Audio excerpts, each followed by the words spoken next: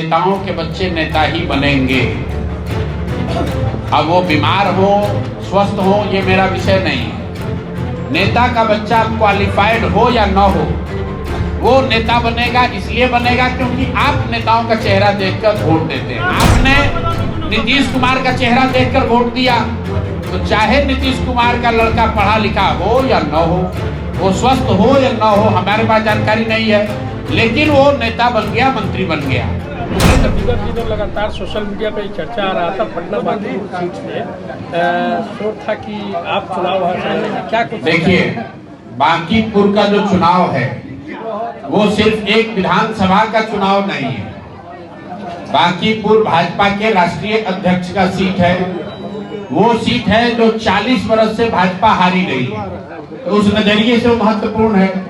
लेकिन हम लोगों के लिए इसलिए महत्वपूर्ण है क्योंकि पिछले चुनाव में भाजपा ने जितने तरह के छल प्रपंच करके एनडीए ने लोगों का मैंडेट लिया है, नीतीश जी के चेहरे पर चुनाव लड़ा गया, वो खुद पलायन कर गए, अब नए आदमी मुख्यमंत्री बन गए।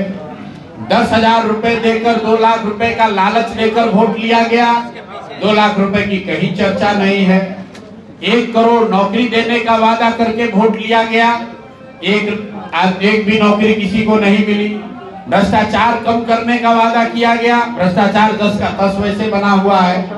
तो जितने मुद्दों पर बिहार की जनता को वादा करके वोट लिया गया, अब बांकीपुर के उपचुनाव को हम लोग ऐसा समझते हैं कि वो उन वादों पर एक तरीके से रेफरेंडम होगा।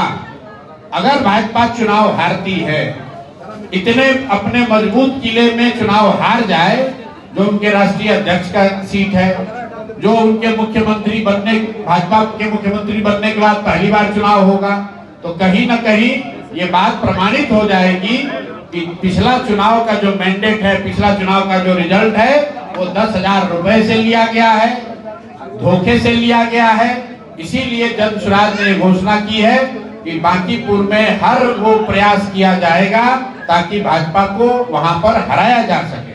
लेकिन जन स्वराज के लोग प्रशांत किशोर डंके की चोट पर कह रहे हैं कि हरा गमछा लाल गमछा का बात करने वाला ये आदमी, इसका चाल चरित्र चेहरा मुख्यमंत्री के बनने के लायक नहीं है, और ऐसा व्यक्ति अगर मुख्यमंत्री रहेगा तो बिहार में शिक्षा की बात छोड़ दीजिए, रोजगार की बात छोड़ दीजिए, फिर से पुनः जंगल राज, वही जो जंगल राज में होता था वही होता हुआ आपको फिर से दिखाई देगा।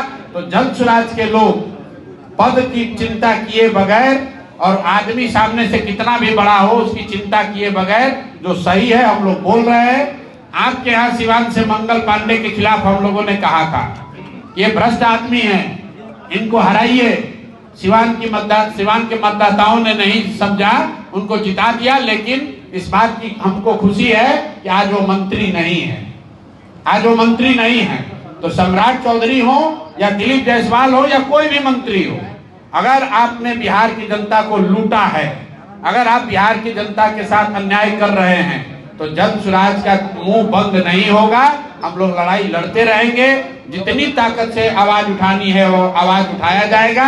आप मुख्यमंत्री हैं कि एमएलए हैं कि सांसद है, उससे हम लोग डरने वाले नहीं। निशांत कुमार जो खुद ही बीमार हैं, उन्हें स्वास्थ्य मंत्री बना दिया गया है, इसके बारे में थोड़ा सा देखिए। मैं जन स्वराज ने कहा कि नेताओं के बच्चे नेता ही बनेंगे।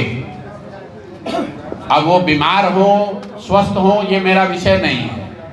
नेता का बच्चा क्वालिफाइड हो या न हो, वो नेता बनेगा। इसलिए बनेगा क्योंकि आप नेताओं का चेहरा देखकर वोट देते हैं। जिस दिन बिहार की जनता अपने बच्चों का चेहरा देखकर वोट देगी तो बिहार के बच्चे भी बेरोजगार नहीं रहेंगे। आपने नीतीश कुमार का चेहरा देखकर वोट दिया, तो चाहे नीतीश कुमार का लड़का पढ़ा लिखा हो या न हो, वो स्वस्थ हो या न हो, हमारे पास जानकारी नहीं है, लेकिन वो नेता बन गया, मंत्री बन गया। उपेंद्र कुशवाहा का लड़का बन गया, मांझी जी का लड़का बन गया, रामविलास जी का लड़का बन गया।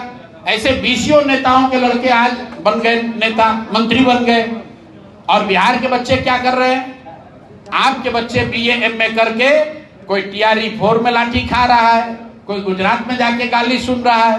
तो जो आपने बोया है, हमने बोया है, वो हम लोग काट रहे हैं।